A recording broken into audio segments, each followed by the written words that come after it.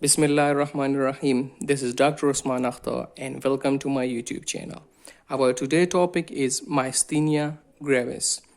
Myasthenia gravis is basically a chronic autoimmune neuromuscular disorder in which the autoantibodies is produced against the acetylcholine receptor in the nerve or we can say that the neuromuscular junction.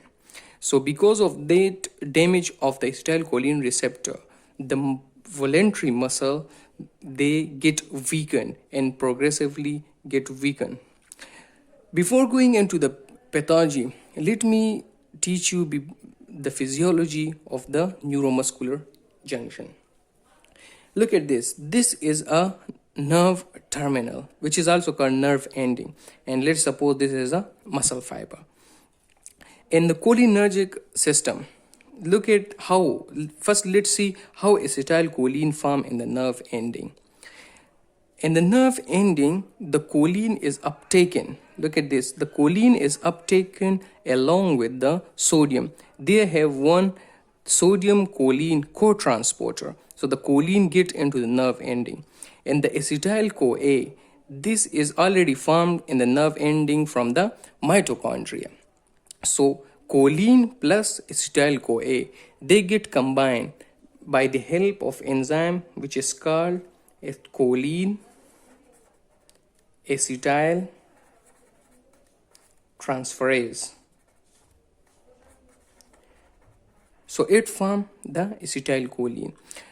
But it is important to understand that acetylcholine is a monoamine neurotransmitter. So whenever in the nerve ending there is monoamine neurotransmitter, it is readily destroyed by one enzyme which is called MAO, monoamino oxidase.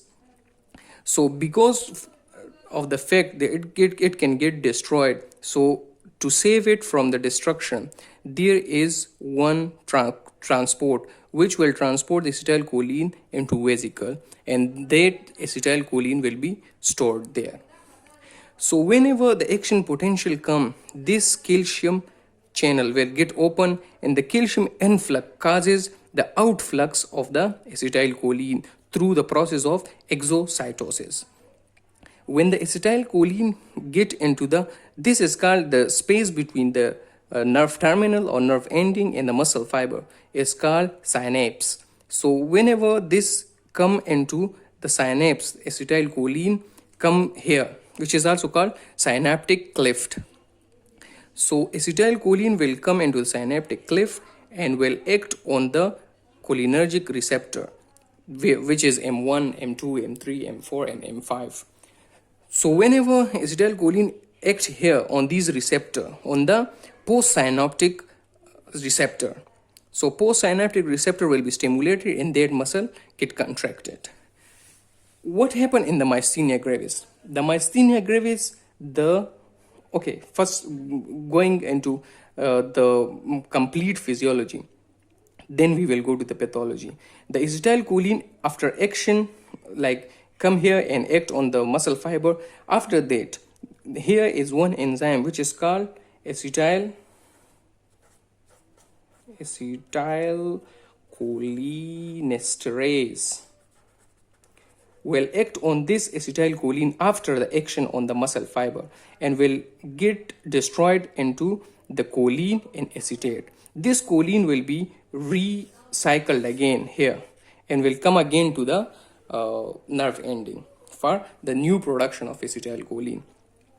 So what happened in myasthenia gravis? In myasthenia gravis, these receptors, the autoantibodies are produced in the body against these receptors. So either these receptors are get destroyed or blocked by that autoantibody. So acetylcholine cannot act on these receptors and the muscle cannot contract. So progressively the muscle get weakened day by day. This is a complete pathophysiology of the. Before going into the clinical feature, let me tell you these important two drugs. The hemiquinine is one drug which blocks the entrance of choline into the nerve ending. It blocks basically the sodium choline co-transporter. So if we give hemicholine, the choline will not enter into the nerve ending, the acetylcholine will not form, and the muscle will get paralyzed, or we can say weak. Another is which will visamicol, another drug, which will block the storage of the acetylcholine. The acetylcholine cannot enter into these storage vesicles. So these acetylcholine will stay in the nerve ending and will get destroyed by MAO. So this is the complete pathophysiology. Let's jump into the clinical feature. All clinical feature is because of the muscle weakness basically. Like look at dropping of the eyelid, which is also called ptosis. So ptosis, blurred vision, slurred speech, difficulty in chewing and swallowing, weakness of arm and legs, difficulty in breathing. So all because of the weakness of the muscle, because the acetylcholine cannot act on the receptor. All these symptoms, this is important point I'm telling you in the disease course of the myasthenia gravis. Whenever these symptoms gonna appear, when the patient get up from sleep in the morning, the patient will be absolutely fine. But as the day goes on, the muscle weakness will get progress, and especially at the evening, the muscle becomes so weak that the patient even can't hold their eyelid. So this is important point. Another disease coming into my mind is Hilton-Lambert syndrome. It is also a type of autoimmune disease. Some may pronounce it like Lambert-Eaton syndrome, but you can say whatever you want. The autoantibodies produced in the Hilton-Lambert syndrome. The autoantibody is produced against this calcium channel. So this calcium channel will be blocked. So the calcium cannot enter, the acetylcholine will not release, so the acetylcholine will not act. So it is one of the differential diagnoses of myasthenia gravis. So then how to differentiate it from myasthenia gravis? So it is a very key point in the clinical practice and in exam point of view. If a patient is okay in morning but getting worse in the evening, it is myasthenia gravis. Opposite to that is Lambert-Eaton syndrome, where the patient will be worse in the morning, but later on the patient will be feeling okay in the evening. So it is important correlation to remember. Another is diagnosis. So let's look at the diagnosis. The diagnosis is mostly, you can say it is a clinical diagnosis, but in serum we can look at the antibodies. This antibody, the acetylcholine acetylcholine receptor antibodies will be found positive, and it is found positive in almost 80% of people, but 20% patient can be found seronegative, and that seronegative patient, 15% patient, you can find these anti-mask antibodies. So these, if one patient you find with the classical symptom of myasthenia gravis, and if you didn't find acetylcholine receptor antibodies, then you can look for anti-mask antibodies. Another is very important in Tensilon test. It is important to understand about this test because many examiners ask this Tensilon test to perform on the patient. So it is basically, the basic idea is Tensilon test, we give edrophonium drug to the patient. It is basically, this drug basically increase the acetylcholine in this synaptic cleft. So whenever we give this drug and the patient improves, we can say it is a patient of myasthenia gravis. But another important point, we use basically Tensilon test to differentiate a myasthenia gravis patient from cholinergic crisis patient. This is another DD, differential diagnosis of myasthenia gravis.